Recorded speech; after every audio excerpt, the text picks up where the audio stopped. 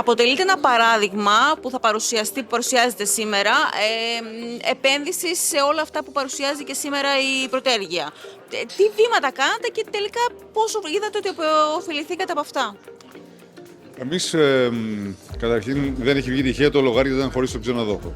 Λοιπόν, ο ξενοδόχος, ειδικά από ό,τι βλέπουμε το πόσο μεταβαλλόμενο είναι το διεθνές περιβάλλον στα τελευταία χρόνια, αποφασίσαμε με την ομάδα των στελεχών μου να ασχοληθούμε με αυτά που μπορούμε να επηρεάσουμε 100%.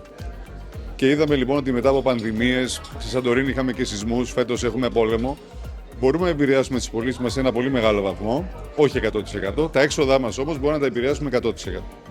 Ασχοληθήκαμε λοιπόν πώς να πάμε κυρίως στα ανελαστικά μας έξοδα και να δούμε την καλύτερη λύση ώστε να μπορούμε να κάνουμε εξοικονόμηση του κόστους, άρα και η βελτιστοποίηση και της λειτουργίας και της ωφέλειας. Από την έρευνα αγοράς προέκυψε ότι η Πρωτέργεια δίνει μια πάρα πολύ καλή λύση και το βασικότερο είναι ότι μας πήρε από το χεράκι κυριολεκτικά να μας οδηγήσει την επόμενη μέρα. Δηλαδή, εμείς σαν ξενοδόχοι δεν είχαμε την απόλυτη γνώση της ενέργειας.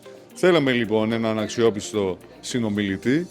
Από αυτό προέκυψε ότι η Πρωτέργεια είναι ένας πολύ αξιόπιστος συνομιλητής, όπου εμπιστευτήκαμε και επιβεβαιωθήκαμε για αυτή μας την επιλογή.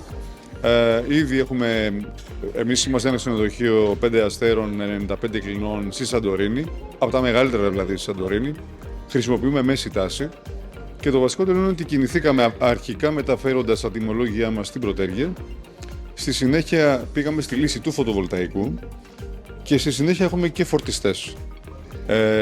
Εκεί έχουμε λοιπόν ένα διτό όφελος. Το διτό όφελος είναι ότι πρώτον έχουμε μεγάλη εξοικονόμηση ρεύματος με τα τιμολόγια της Πρωτέργεια.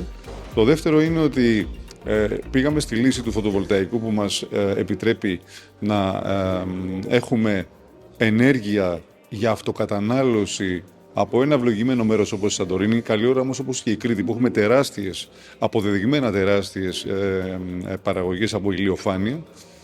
Συνεπώς εκμεταλλευόμαστε το ηλιακό δυναμικό του Νοτιού Αιγαίου και της Κρήτης και ουσιαστικά σε ένα μη διασυνδεδεμένο νησί, μακάρι να ήμασταν διασυνδεδεμένο και θα μπορούσαμε να έχουμε ακόμα μεγαλύτερη, για να μπορούμε ακόμα και να μηδενίσουμε το κόστος ενέργειας και να πάμε σε αυτοκατανάλωση ακόμα και το μεγαλύτερο μέρος. Μάλιστα για την περίοδο λειτουργίας της Σαντορίνη είναι κατά κύριο λόγο εποχιακό νησί.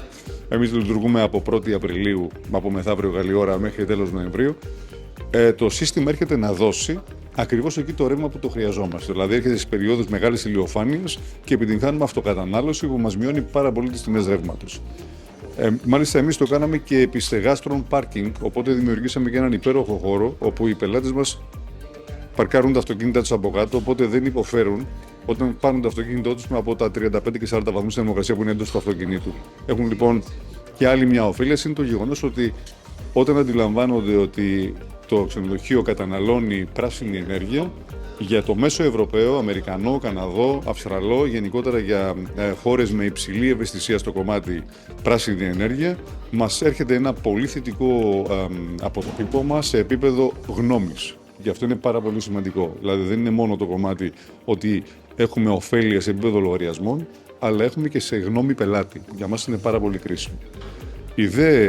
Κινηθήκαμε τελευταία βάζοντας και τον φορτιστή.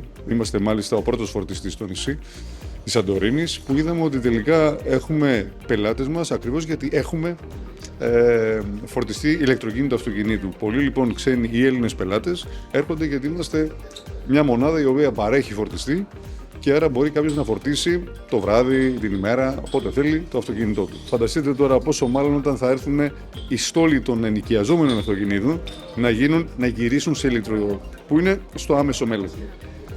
Και πλέον ετοιμαζόμαστε για την επόμενη μέρα, γιατί έχουμε ακούσει το Υπουργείο Τουρισμού να λέει ότι θα πάμε πλέον σε κατηγοριοποίηση και με βάση πράσινες επενδύσεις. Άρα θα μετράνε πολύ οι πράσινες επενδύσεις στην κατηγοριοποίηση των ξενοδοχείων.